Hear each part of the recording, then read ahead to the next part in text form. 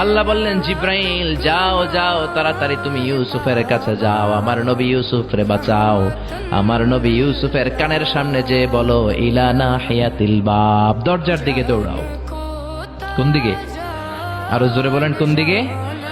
ইলা নাহিয়াতিল বাব, দরজার দিকে দৌড়াও। সাইয়েদনা জিব্রাইল বলে, আমি পৃথিবীতে আমার পুরো জীবনে মাত্র কয়েকটা সময়ে খুব দ্রুত বাতাসের বেগে নেমে এসেছিলাম।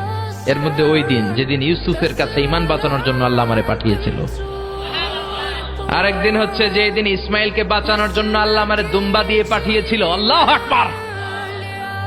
সাইয়েদনা ইব্রাহিম সাইয়েদনা ইসমাইলকে জবাই করার জন্য বড় একটা তলোয়ার নিয়ে যখন কোরবানি করতে শুরু করলো, আল্লাহ বললেন, ও জিব্রাইল, জান্নাত থেকে দুম্বা নিয়ে তাড়াতাড়ি দুনিয়ায় ছুটে যা, আমার ইসমাইলের গলার একটা পশমও যাতে না কেটে যায়। সাইয়েদনা জিব্রাইল বাতাসের বেগে আল্লাহু আকবার আল্লাহু আকবার আল্লাহু আকবার বলতে বলতে দুম্বা নিয়ে চলে এসেছিলেন। তিনি বলেন, আমি এই সময়টাতে সবচেয়ে দ্রুত বেগে জমিনে নেমেছি, আবার সাইয়েদনা ইউসুফের ঈমান বাঁচানোর জন্য আমি দ্রুত নেমেছি। আল্লাহু আকবার।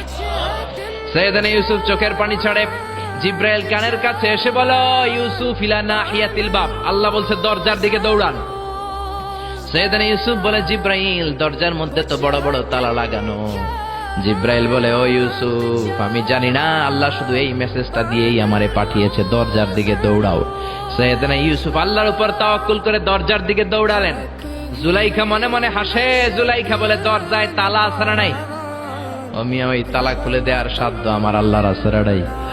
সাইয়েদনা ইউসুফ যখন প্রথম দরজার কাছে যায়, কি আজীব তামাশা, প্রথম দরজার কাছে যাওয়ার সাথে সাথেই মুহূর্তের মধ্যে টাস টাস করে প্রথম দরজার তালা খুলে যায়। কোরআনের ভেতরে এই ঘটনা আছে না নাই? ওয়া গাল্লাকাতিল আবওয়াব ওয়া ক্বালাত হাইতা লাক ক্বালা মাআযাল্লাহ। 60টা দরজায় 60টা তালা মেরেছে। তিনি দৌড়াতে লাগলেন, একটার পর একটা দরজার তালাগুলো খুলে দিতে লাগলো কে? মুসার মতো ঈমান হলে রাস্তা হবে সাগর জলে, ইউসুফের মতন ঈমান হলে একে একে দরজা খোলে। ইব্রাহিমের মতন ঈমান যদি আজও থাকে বিদ্যমান, অগ্নিকুণ্ডে দেখতে পাবে খুবসুরতে ফুলবাগান। সুবহানাল্লাহ। 6টা দরজার তালা খুলে যাওয়ার পরে 7ম দরজার সামনে যখন সাইয়েদনা ইউসুফ এসেছে, আল্লাহু আকবার বলে দরজার মধ্যে ধাক্কা দেয়, কিন্তু দরজা খুলে না। পিছন দিয়ে জুলাইখা আছে না নাই? আউলা কেশে পাগলা বেশে জুলাইখাও দৌড় দিয়েছে সাইয়েদনা ইউসুফকে ধরার জন্য। ঠিকই ধরে ফেলেছে। সাইয়েদনা ইউসুফের জামায় ধরে টান দেয়াতে সাইয়েদনা ইউসুফ আলাইহিস সালামের জামার পেছন দিয়ে ছিঁড়ে গিয়েছে। ইন দা মিন টাইম দরজাটাও খুলে গিয়েছে। দরজা খুলে যাওয়ার পরে দুইজন তাকিয়ে দেখে আজিজে মেসের দাঁড়ানো, জুলাইখার স্বামী দাঁড়ানো। জুলাইখার স্বামী এই দৃশ্য দেখে তো অবাক। খিরে, রাত বাজে 2টা, ইউসুফ হাঁপাচ্ছে ঘামাচ্ছে, আর জুলাইখার দেহের কাপড় চোপড়ের অবস্থা ভালো না। কি ঘটনা ঘটেছে আমার বলো। ফালিয়াতাকাল্লাম আহাদুকুমা শাইআন, দুজনের একজন আমাকে কিছু তো বলো। কেউ কিছু বলে না। জুলাইখা সামনে এসে বলে, আজিজে মেসর, দুধকলা দিয়ে আমরা এতদিন সাপ পুষেছি, আজকে গভীর রাতে 7 দরজায় 60টা তালা মেরে ইউসুফ আমার ইজ্জত হানির জন্য ঘরে হামলা দিয়েছে।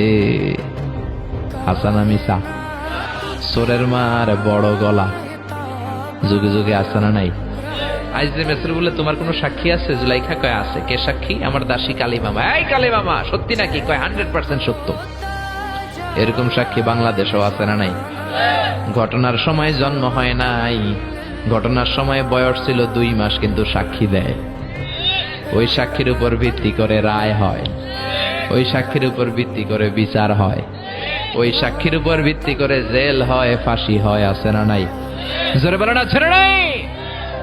আজিজে মেসর বলে, ও ইউসুফ, কেমন করে এই কাজ করলা? তোমার মৃত্যুদণ্ড দেয়া হবে, এখনই মৃত্যুদণ্ড দেয়া হবে।